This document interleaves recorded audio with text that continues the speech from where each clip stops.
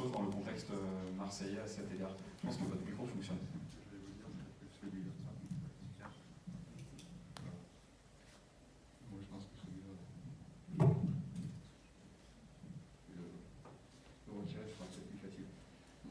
Merci d'abord de votre invitation.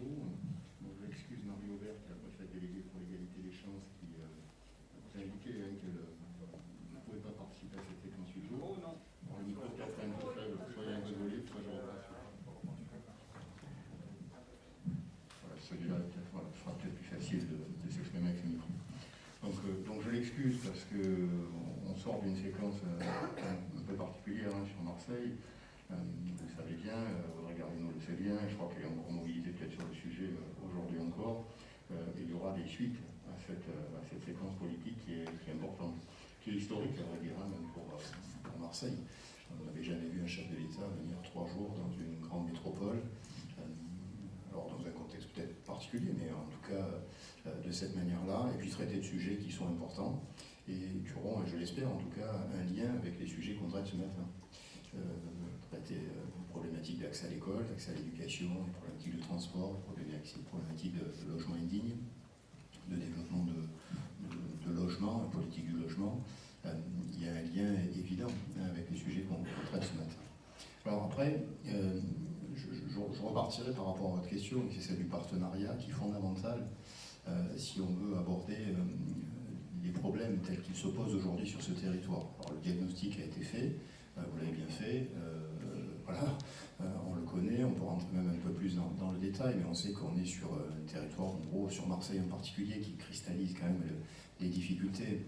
Là, on est sur une assemblée générale de personnes qui viennent de toute la France, alors qui connaissent sans doute un peu le territoire marseillais ou le département des Bouches-du-Rhône, mais pas dans le détail comme on le connaît et qu'on le vit au quotidien. Mais c'est un territoire difficile parce que les problèmes sociaux sont très importants, des niveaux de pauvreté qui sont très élevés, plus élevés en tout cas qu'au niveau régional quand on fait l'analyse des données et des chiffres, et puis au niveau national aussi, donc un territoire, et en particulier sur Marseille, où les phénomènes de pauvreté sont très importants. Les squats des bidonvilles, on sait qu'on est sur un sujet extrêmement difficile, parfois à appréhender aussi, je dis bien appréhender, puisque on ne sait pas en fait, à vrai dire encore aujourd'hui, combien de personnes sont à la rue à Marseille. On ne le sait pas, alors on a peut-être évoqué au cours de vos travaux déjà, mais alors on va lancer une opération Nuit de la solidarité au mois de janvier. La ville de Marseille prend l'initiative de s'inscrire dans cette dynamique-là, mais il est important qu'on puisse, de manière globale, en temps sur les campements bidonvilles, on sait qu'il y a 1 1500 personnes, ça peut évoluer, 1450, 1480, enfin bref, autour de 1500 personnes, à peu près 1 millier sur Marseille, ça on le sait, une quarantaine de bidonvilles et des campements, vous l'avez dit, et avec une stabilité quand même que l'on peut observer, que l'on peut repérer. Et puis des cas un peu difficiles, citons-les, vous avez évoqué le cas d'un site privé, ce site de la Busine, qui nous a posé de grandes difficultés, qu'on a gérées, autant qu'on a pu le faire, mais je pense qu'on a géré cette affaire-là. Et puis des sites importants, le plus grand dans le département, c'est le site de Casemajou, qui fait l'objet d'une attention très particulière avec la ville de Marseille. Et puis avec les autres acteurs politiques, parce que sur sujet Casemajou, ce site de Casemajou, pour mémoire, ou pour rappel, ou pour précision, c'est un site où on trouve à peu près plus de 200 personnes, 240, 250, 220 personnes. C'est là où il y a le plus de personnes aujourd'hui localisées sur un même site et qui doit faire l'objet d'une démolition. C'est un site public qui doit faire l'objet d'une démolition parce qu'il se trouve sur le chemin, la route du tramway. Et lorsqu'on parle de mobilité, de nécessité de désenclaver les quartiers nord et de faire le lien à la jonction nécessaire, historique, entre les quartiers nord et les quartiers sud, qui doit se faire depuis de nombreuses années, on est sur un chantier en cours et il faut donc, on réfléchit depuis maintenant de nombreuses années, mais en tout cas depuis plusieurs mois, pour essayer de trouver des solutions, en tout cas de relogement au public, aux personnes qui sont sur ce site. Et je ne vous cache pas qu'on mobilise, en tout cas au niveau des tâches, parce que là on ne pourra pas vous faire ce procès-là, mais on sait qu'on est très impliqué, en tout cas du côté de notre direction, sur cette question-là. Alors, ce que vous avez dit sur les éléments de stratégie sont importants. C'est très important de rappeler l'histoire. effectivement eu des instructions en 2018 qui ont donné lieu à une application décalée par rapport à ce qui était envisagé. Je crois qu'il y a eu un travail quand même. Alors moi, j'étais pas en poste à ce moment-là, ce qui excuse pas, attention, hein, mais je prends quand même, je m'inscris dans un processus et dans une histoire. Mais il y a eu un travail qui avait été engagé à l'époque, je crois, par la préfète Marie-Emmanuelle Acidon, d'essayer de rassembler les acteurs autour d'une démarche à travers, en parallèle de ce projet que vous avez évoqué, de cette initiative qui existait. Mais c'est vrai que lorsqu'on fait on regarde un peu dans le rétroviseur, on se rend compte quand même que la crise de 2020, enfin la crise du Covid, a quand même changé considérablement la donne. Alors elle a changé la donne parce qu'il a fallu mettre en place des mesures nouvelles, mais elle a été du point de vue, je crois, alors là je parle sous votre contrôle, à vrai dire, hein, même Tanina et vous-même, hein, et tous les acteurs associatifs, je crois qu'on a installé, en tout cas nous, on a eu cette volonté au niveau de l'État. Moi je prenais mes fonctions quasiment à ce moment-là. On a essayé d'installer une gouvernance un peu nouvelle. Des problèmes qui n'existaient pas avant. Alors on a géré la crise, les éléments de la crise, on a traité des problématiques d'urgence sociale, mais en tout cas on a mis en place un système, je ne sais pas comment ça a fonctionné dans les autres départements et en France, mais on s'est vu régulièrement. C'est-à-dire on a mis en place une instance qui se voyait au départ, je crois, toutes les semaines. Je crois qu'au départ, moi j'avais insisté pour qu'on se voit toutes les semaines, qu'on fasse un point sur toutes les questions essentielles. Alors c'était l'accès au masque dont on n'avait pas, puisqu'il a fallu quand même quelques semaines pour en avoir, mais quand on a mis en place cette affaire-là, on a foncé, et on a fait ce qu'il fallait de ce côté-là. Des millions de masques ont été distribués, acheminés, avec justement ce partenariat notamment associatif. Et donc on a mis en place une instance qui s'est réunie régulièrement toutes les semaines pour faire un point sur tous les sujets essentiels, prendre note de ce qui posait difficulté, essayer de voir comment on pouvait de notre côté apporter des solutions. On a conservé cette organisation-là en élargissant, à partir de la rentrée, je crois, 2020, parce qu'on a bien noté, enfin moi j'avais milité pour ça, et puis la préfète aussi, on s'est dit quand même il faut qu'on élargisse le cadre partenarial de cette instance. On se voyait avec les associations, avec la ville à partir de ce moment-là, puisque effectivement Audrey Garino l'a dit, mais il y a une volonté municipale exprimée à partir de la rentrée 2020 de vouloir s'associer aux démarches, aux travaux conduits, et on a mis en place ce travail de partenariat avec la ville de Marseille qui s'est impliquée dans les sujets du quotidien. Je dis bien dans les sujets du quotidien. On a élargi cette instance en insistant fortement avec la préfète pour que la métropole y participe, et le département aussi, mais au niveau du département, il y a déjà un travail qui est engagé avec, au niveau technique, avec Madame Guimard, qui fait ce travail du quotidien aussi avec vous. Mais en tout cas, on a essayé d'installer une gouvernance un peu nouvelle pour traiter les problèmes du quotidien, ce qui n'est pas rien. Et on continue à se voir régulièrement, on va de nouveau poursuivre ces travaux.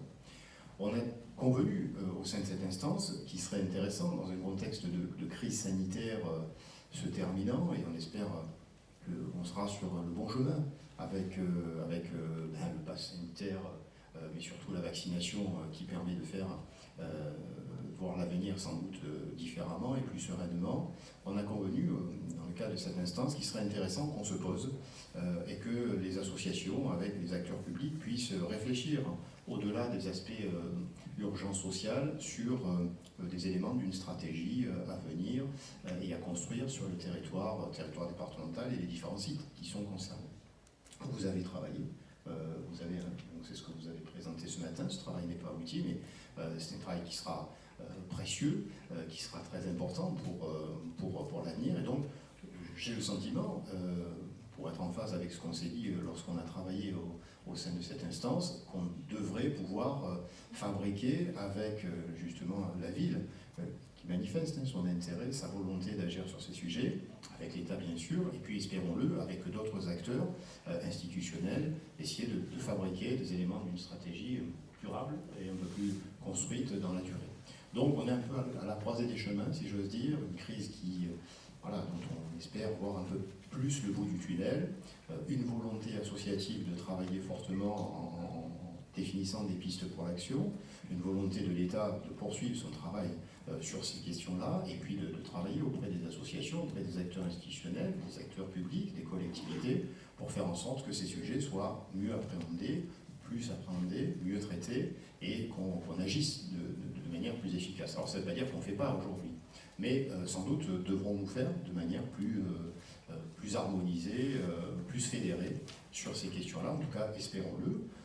Hier, il y a eu des messages quand même qui sont passés sur les questions de gouvernance, en disant que c'est très important de fabriquer des réponses publiques, mais les plus homogènes possibles et les plus organisées collégialement.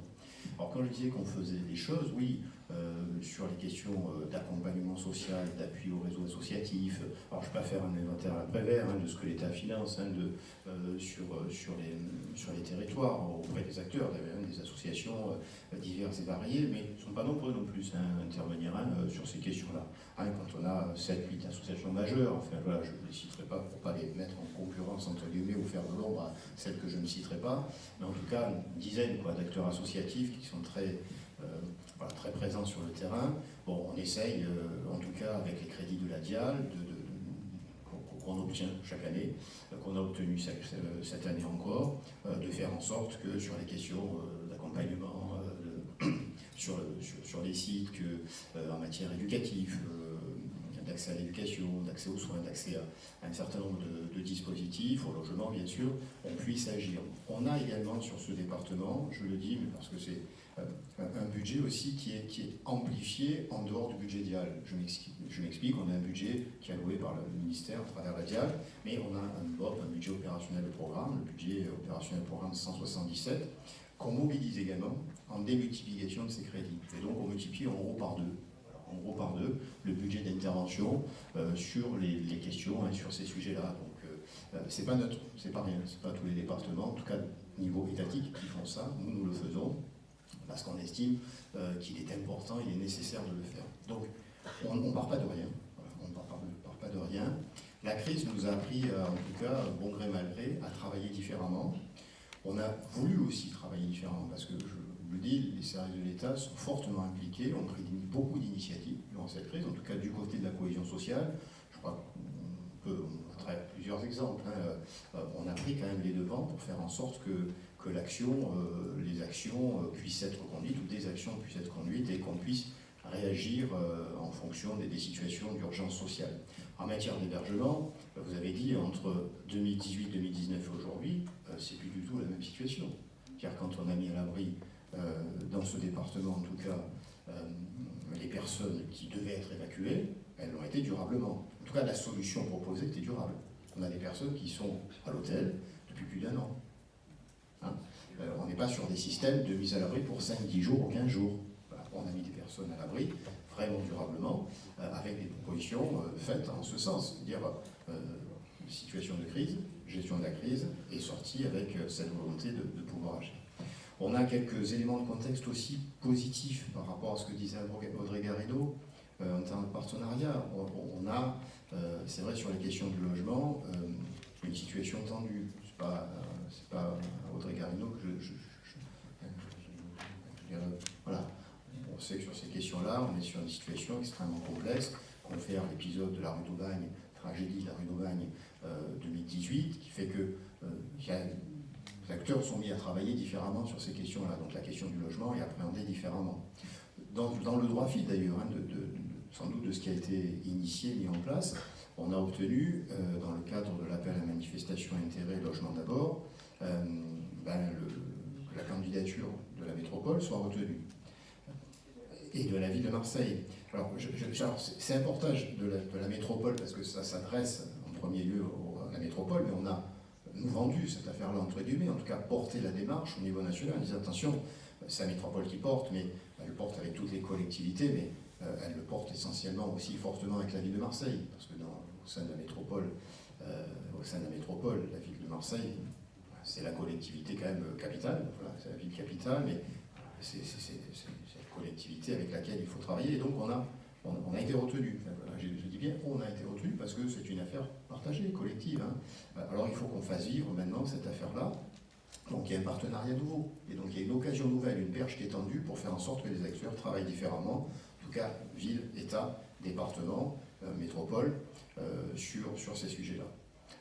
Voilà, donc on est dans un contexte sans doute plus favorable, me semble-t-il, du point de vue d'un portage partagé en matière de partenariat à construire. Il y a une volonté municipale, il y a une volonté étatique indéniable, de toute façon qui n'a pas bougé, qui a amplifié d'ailleurs, je pense, par rapport à la volonté d'agir sur ces sujets-là, et puis un contexte également plus favorable, avec une métropole qui est rentrée dans le dispositif avec l'AMI, et puis 3 jours également, je rebondis sur l'actualité, où là quand même il y a un projecteur quand même braqué sur Marseille. C'est pas rien, c'est pas neutre, des moyens nouveaux qui vont être mobilisés sur des sujets qui sont de fait liés aux problématiques qu'on peut aborder aujourd'hui.